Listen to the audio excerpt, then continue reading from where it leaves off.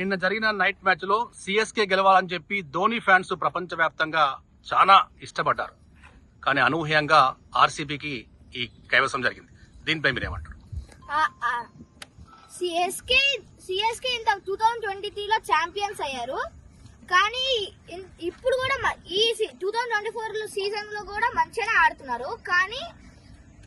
కానీ మన ఆర్సీబీ తోటి ఓడిపోయారు.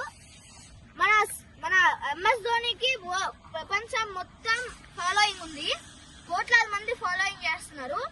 కానీ ఎంఎస్ ధోని లాస్ట్ ఐపీఎల్ అన్నాడు, అయితేనేమో చాలా మంది దిగులు పడ్డారు. కానీ ఆర్సీబీ వర్సెస్ సిఎస్కే మ్యాచ్ లో సిఎస్కే గెలుస్తుంది అనుకున్నారు. కానీ ఆర్సీబీ అది లాస్ట్ 3-4 ఓవర్స్ లో మొత్తం తిరిగిపోయింది మ్యాచ్ అంతా. ఇంకా సిఎస్కే ఇంతకు ముందు ఛాంపియన్స్ అయ్యారు కాబట్టి ఈ 2024 లో కూడా ఎంఎస్ ధోని గెలిపిస్తాడు అనుకున్నారు. కానీ ప్లే ఆఫ్స్ కి వెళ్ళిపోయారు సిఎస్కే.